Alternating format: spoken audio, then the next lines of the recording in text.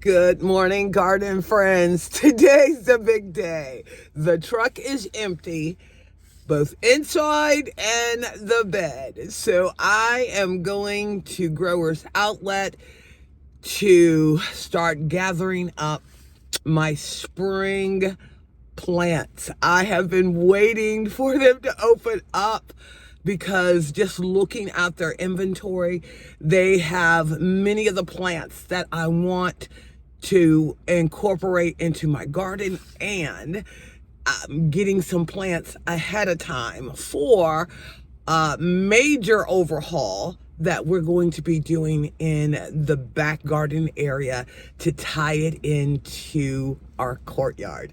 So come along with me. Logansville is an hour away from me. Well, I don't care. I'm going there to get my goodies. So come along with me, guys. All right, guys, I am here.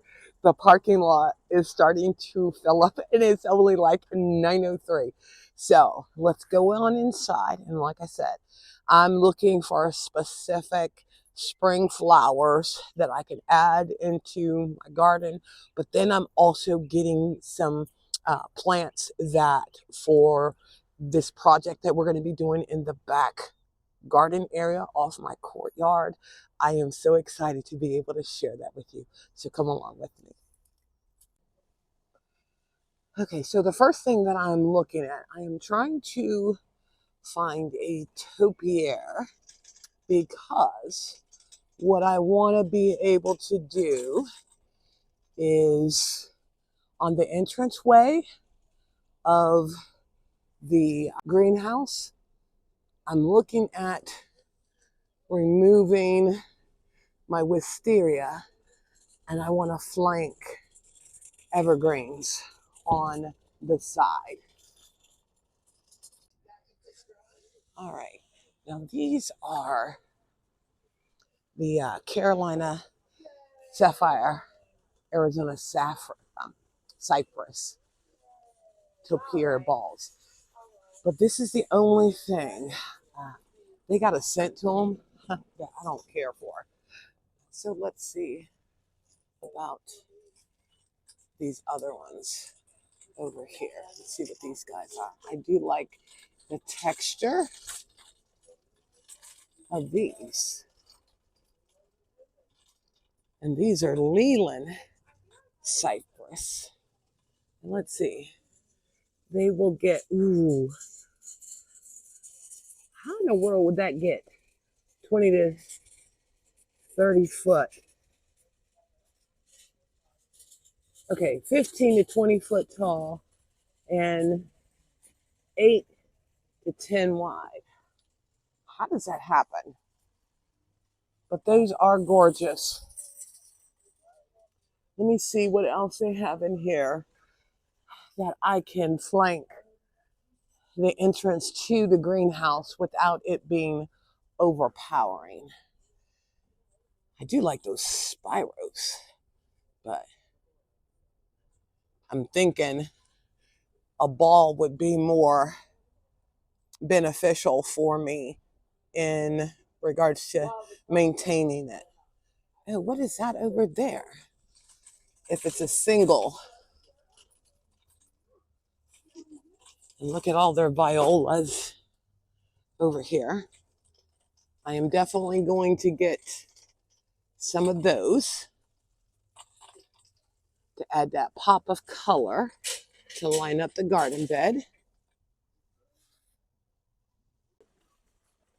And oh, guys, the variegated Delphine, mine is doing so well. This one here is the white, and it does. We will be sitting out on the patio, and because of where it's located at, if we got a nice little breeze, you can smell it.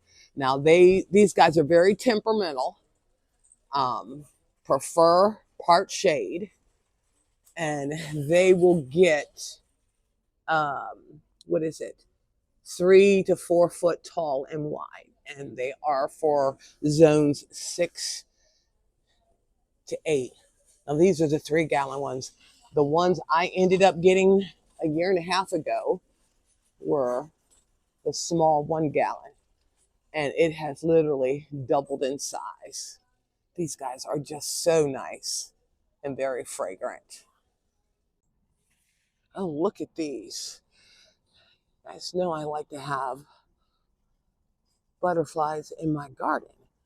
I wonder how that would end up looking in the entranceway. Let's see, this will get, 2 to 3 feet tall, 3.5 to 4 wide. Oh, that might be pretty. I was looking for vertical. Let me see what else they end up having. And then look at this, guys. Like I said, you cannot beat their prices. So you would get 3 of these for $15. Wow, this is that's why I love this store. Okay, I'm sort of thinking to entertain maybe the pencil hollies. These guys will get 6 to 8 foot tall and only 12 to 18 inches. And I'm trying to think if in that area, not just one, maybe 3 in that area to give that look. Because I do like how they, just the one in there, I think it would look nice. Maybe I will just get one to put on each side of the gate to where it's not so cumbersome. Yeah, so I am going to go ahead with the hollies. Guys, it just makes it so hard to come into this store. We got some bearded irises. Those are pretty. And these guys are called the breakers. And and I love the fact that they give you um, complimentary plants to plant with. It says false sprea, false indigo, or coreopsis. Blooms in late spring to early summer, part shade, and it'll get 34 to 36 high, and definitely in our zone.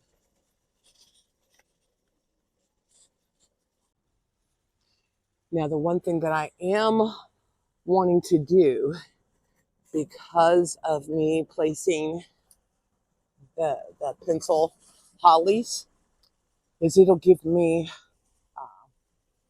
space to plant under because of the structure of these guys. Oh, and look, they have the 2 gallon dapple willows that are more in the shape of a shrub instead of like my tree that I have. And those guys will get, what is it? 4 to 6 foot tall and wide. I just so love my trees and how they accent the courtyard. And I know for the bed that I'm going to be working on today, I am looking for some phlox to line up the front of the bed. And I think I am going to go ahead and get the 1 gallon of the Kim Carolina phlox.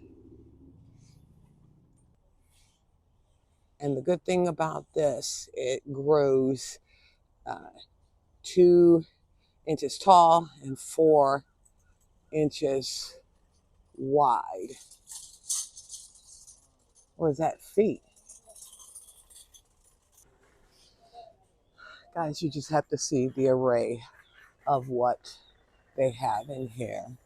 And I'll tell you this, I've never had an issue with any shrubs, flowers that did not do well that I had gotten over here. And then this is the ideal time to be going ahead and getting like your shrubs planted. Just so much. There's azaleas. This is where I got mine from.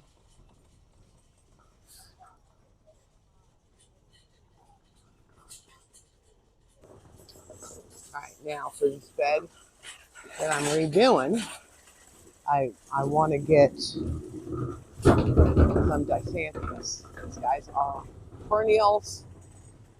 They're compact and mounding, get about 10 inches tall, 10 to 12 inches wide, and they are evergreen. And once these guys get established, they can be drought tolerant. But I don't want red. I'm looking for pink or white in these guys. So I'm going to get some of the purple and yellow of the pansies. And I think with the pink of the dianthus, that's going to look really pretty in that garden bed. Now I am wanting to get some more Lenten rose to put over in the courtyard in the rock garden area because it'll get morning sun, but mainly shade in the afternoon. But then I do have some that get full sun and do fantastic. Now I'm also getting some more of the creeping speedwell. It is doing so well on the steps in my middle garden. I did the other ground cover up in the entranceway for my secret garden, and it doesn't seem to be taking as well as this. So this is so nice because it'll only get 1 inch tall and spread 2 feet wide. And this is my thing. We have the pavers, and I think this will end up looking very pretty between the pavers that lead into the secret garden. Now I wish that jasmine looked a little better because I had another spot that I wanted to put it in, but I just might thin out what I have. And look at this, guys. They have like so many ground covers. And I love the rich colors of the feathered friend here, falcon. But, you know, when you got a full sun garden, it makes it really, really hard. But I am adding pots to the courtyard area. Let me just keep looking. And I just might come back and do that at a later time. Love the ajuga. I wish I could have this in my yard. I get way too much sun. Probably get all crispy. And that's why sometimes I'm envious of folks who have a shade garden. Now, mind you, I can end up having, bright colors and vibrant colors in my full sun garden, but there are times that I wish I did have more shade. Seeing there are so many other options that I could, introduce into my garden. Now, see, I love these spotted dead nettles. I was given some of these, and in my one area, it is doing really well. And I'm thinking maybe just to get a little more of it so I can continue with the swoop in that garden bed because it gets morning sun, but then the rest of the day it is shade. And this is a proven winner's plant. Which I so love that. I love having that contrasting color. Now I think I also want to get some of this buddy blue um, to also put in this bed. Because one of the things that I am trying to do, while I want to make sure I have good air circulation, trying to get things that are drought tolerant, but also help with reducing the amount of mulch that I have to get. And I think these guys would be really good. All right, so the truck is loaded. I did not get those boxwoods because I want to get these two beds done before I start on that major one that we're going to be doing. Now, I did get some Lenten rows, as I stated, because over in the patio area, my courtyard, I want to be able to add some of these in there because it is a part sun area, and I have some that are in full sun that ends up doing well. I am really excited about the combination of colors that I got, the yellows, the pinks, and the purples. It's going to look really good. All right, garden friends, I'm home. What I'm going to end up doing is, because it's late in the day, go ahead and get all of these plants watered. Now, mind you, all of them are not going into one area. I'm actually doing some pots that when I do my front entrance to be able to have some beautiful color there for the spring. Plus, I'm going to be running a water line so that they can automatically get watered. I'm also working in the two sides of the beds that are on, that goes into the cut flower bed area. That'll be something that I'll end up doing later on in the week. But I am really glad that I was able to get up to Growers Outlet, get some of my spring flowers, because we're supposed to be having some really good weather. And this is a good time, especially with the trees, the two evergreens that I end up getting. Well, thank you again for visiting Inspiring Garden Corner. And I hope you enjoyed taking my walkthrough with me at Growers Outlet. I just love that store, and also supporting small businesses. Well, I look forward to seeing you next time. And if you enjoy my content, please consider liking, sharing, and subscribing. You know, I so appreciate it. I see the viewing numbers of individuals that enjoy my content. I see some of you aren't subscribed, so please support me on my garden journey by not only subscribing, but being inspired to get out in your garden. See you later.